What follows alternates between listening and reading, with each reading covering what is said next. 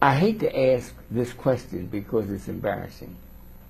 How many of you who are African Americans, how many of you know the African city and country from which your ancestors were born?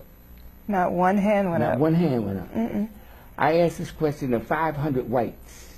How many of you know the city and country? I was teaching at a university, a white university, just outside Philadelphia. Every hand went up. They knew not only the country from which they came, not only the city, but the borough from which their ancestors came. Now, how come they know and none of you know? The reason is that these South Carolina and North Carolina plantation owners went to Germany to find out how they could control our fathers and mothers on the plantation, because they were getting out of hand. They were burning the houses down. They were killing white folks. They were doing everything negative about being in captivity. They were never slaves. They were prisoners of war. They were never slaves. They were prisoners of war, the War of 1591. So what happened was they sought the advice of an expert in Songhai history. Now, his name was Johann Blumenbach, and he was the head of the Department of History at the University of Göttingen in Germany. And how many of you know this? I know you was taught this in college and everything, all you college folks. Well, when they sought his advice, they said, do they know that they're the Songhai people? So the plantation owners who traveled over there to seek his advice said, well, of course they know that they come from the great Songhai Empire. Well, that's your problem. You can't let them know that they came from greatness, from grandeur, from beauty, from sophistication. You'll never be able to control them. So the plantation owner said, well, how can we prevent it? I mean, the mothers and the fathers would tell the children, say, you came from Timbuktu and you came from the city of Jané, and that's where we were born. And then the Europeans came over and invaded us in 1591 and marched us to the seas, to the waiting ship. Man, you can't allow them to teach that to their children. They said, well, how are you going to stop it? Here's how you do it.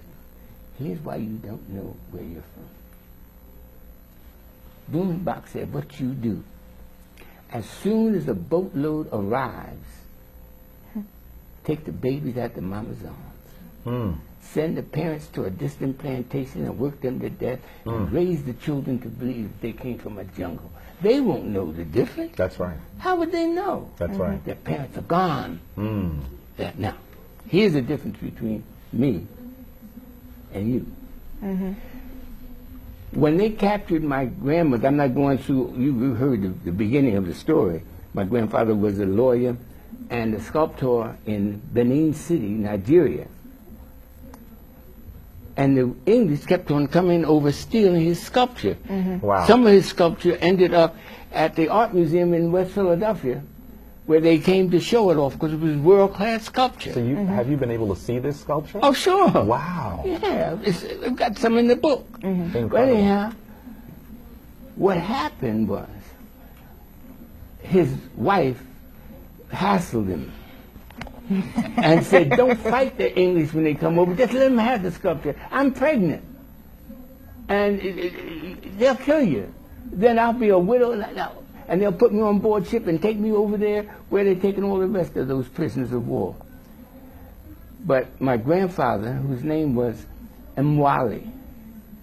Mwale, said, I'm fighting them. I'm not going to let them steal my sculpture anymore. And he gathered some of his fellow sculptors, and they fought the English when they came over to steal. They always stealing something. And they killed him, killed my grandfather, and put his wife, his pregnant wife, my great-great-great-grandmother on board the ship.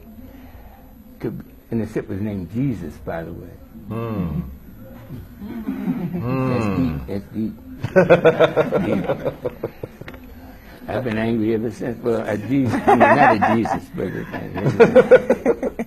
And on the way over, the baby was born. Wow. All right, name it Diane. She named it Diane. Now, it was bound for South Carolina. How many of your ancestors came from South Carolina? Raise your hand. Oh, boy. A whole bunch of folks. They were bound for South Carolina. But in 1808, this was 1813, in 1808, a law was passed by Congress forbidding more importations of the Songhai people. We're the Songhai people. Right. See, Blumenbach said, don't allow them to even learn that they right. came from the Songhai That's Empire. right. We're going to try to breed them here on this continent That's rather right. than That's continuing right. the cultural memory. They don't even let them learn the name Songhai. Because then they'll start investigating. Then take away their ability to read and write, pass laws against them learning to read and write. Then they can't learn anything about the Songhai Empire. They passed a law, 200 years a law not allowing blacks to learn to read and write. Well, anyhow, in 1808, this law was passed forbidding any more importations of Songhai people. Now, nobody paid any attention to that law at all except one little group called abolitionists. Now, the abolitionists put their money together and they bought a ship. And they patrolled the seas looking for prisoner of war ships, which you all were trained to say slave ships. They were no slave ships. They were prisoner of war ships. Very important. Were coming, very important distinction. That's right. And when we teach our children, they were never slaves. That's they right. were children, descendants of prisoners of war. Like McLean. He That's was a right. prisoner of war. That's right. He wasn't a slave. That's right. He got captured by the enemy. That's right. On the way, this abolitionist ship captured the ship that my great-great-grandmother was on. So instead of this baby being taken from my arms in South Carolina, the ship was towed to Trenton, New Jersey. And of course, Nzinga, who was the baby's mother, my great-great-great-grandmother, taught the baby that her father was a world-class sculptor, that her father was a lawyer, that he went to world-class universities. So I was trained from babyhood, you know, that we've got to right this wrong. That's right. That's right. So I was, no, it's your job, because you were spared by just an act of God, an act of the ancestors, to not let the baby being taken from Nzinga's arms. And the baby grew up, and she had a child. Her name was Mary Diane Thomas, and she was my great-grandmother, and she helped raise me. Wow. And so she told me the story when I was a kid, you see. So that's how I know Wow. where we're from. Wow. That's all.